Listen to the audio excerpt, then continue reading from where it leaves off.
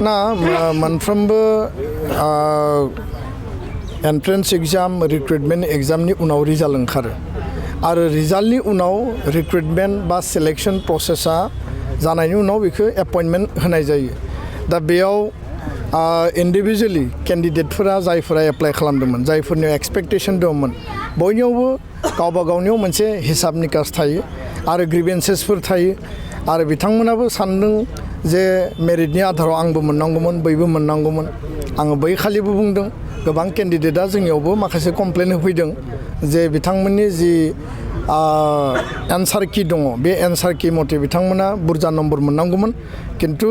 बिथांमोननि सेलेक्शन बा मेरिटआव फैयाखिसै दा बे मेटारखौ लानानै डाइरेक्टर अफ एडुकेसन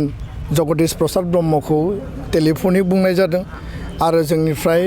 बिथांखौ खावलायनायबो जादों जे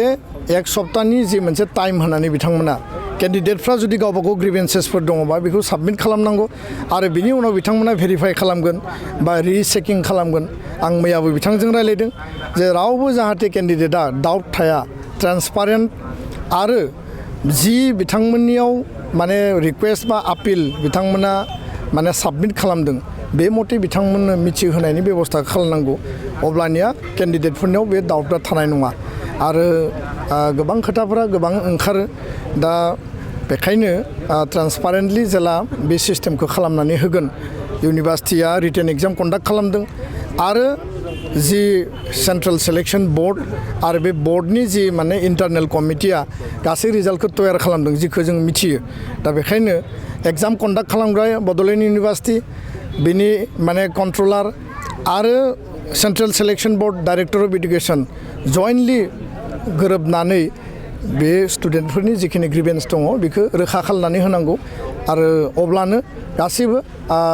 थिग जागोन होननानै आं सानो आरो स्टुडेन्टनि केन्डिडेटनि जि ग्रिभेन्स बे ग्रिभेन्सखौ एड्रेस आरो रिड्रेस खालामनाया बयनिबो बिबान आं बेखिनिखौ मावनो थाखाय खावलायबाय आरटिआइखौथ' बयबो होनो हायो आरटिआइआ देशनि मोनसे आयेन आरो जायहानो डाउट थायो जायहानो गोसोआव माबा मोनसे सन्देह थायो बियो आरटिआइनि गेजेरजों एन्सार शीटखौ नायनो हायो बेयाव OMR दङ ना मा दङ बा बिनि जि मोनसे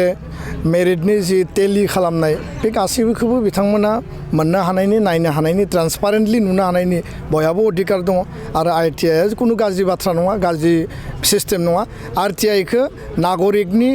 बा नोगोरारिनि अधिकारनि थाखायनो होदों जे राइट टु इनफरमेशन एक्टनि आन्दाराव बिथांमोना नुनो हायो नायनो हायो दा बेखायनो